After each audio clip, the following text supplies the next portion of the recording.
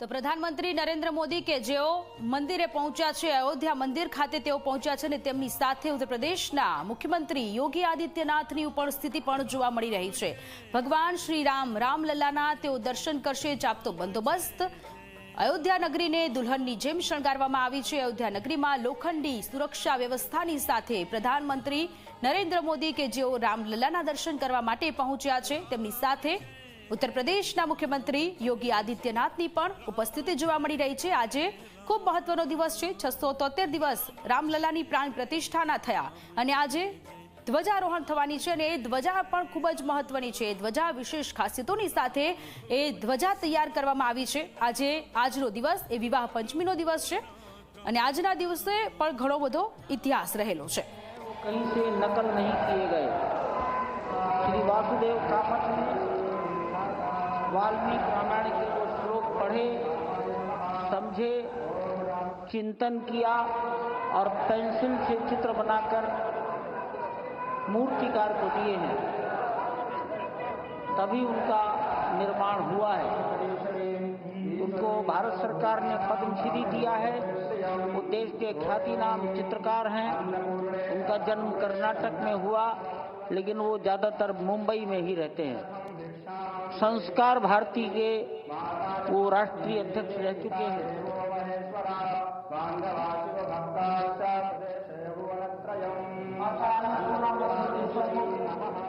प्रधानमंत्री हाथ जोड़कर खड़े हैं।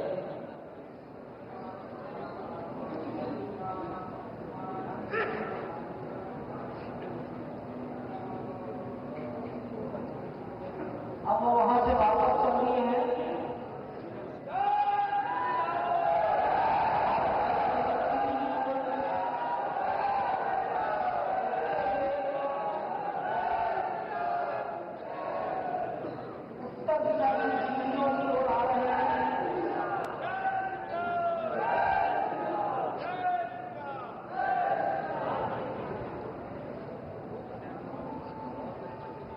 દર્શન કર્યા છે।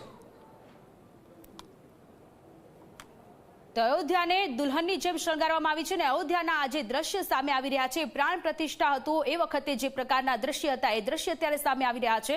પ્રધાનમંત્રી નરેન્દ્ર મોદી 12 વાગે અભિજીત મુહૂર્તમાં ધ્વજારોહણ કરવાના છે। તે પહેલા તેઓ વિવિધ મંદિર ખાતે દર્શન કરી રહ્યા છે।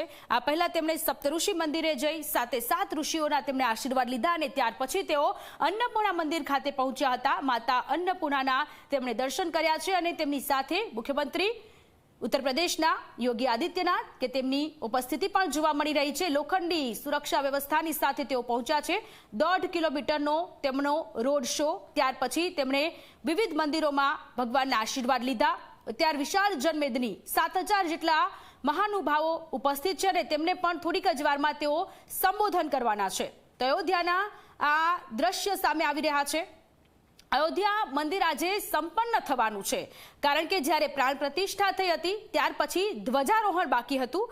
આજે એ ધ્વજારોહણ થવાનું છે। પ્રધાનમંત્રી નરેન્દ્ર મોદીના હસ્તે તેમનું એક અભિવાદન ઝીલવા માટે અત્યારે મોટી સંખ્યામાં લોકો ત્યાં આવી પહોંચ્યા છે। ત્યાં તેમનું સ્વાગત કરવામાં આવી રહ્યું છે। મંદિર પ્રશાસન દ્વારા તેમનું સ્વાગત કરવામાં આવી રહ્યું છે। 7000 જેટલા જે ભક્તો છે એ ભક્તોને ત્યાં ઇન્વાઇટ કરવામાં આવ્યા છે અને પ્રધાનમંત્રી નરેન્દ્ર મોદી અભિવાદન ઝીલતા કે જેઓ તે આગળ વધી રહ્યા છે અને થોડીક જ વારમાં તેઓ સંબોધન કરે તે પ્રકારની પણ વ્યવસ્થા કરવામાં આવી રહી છે।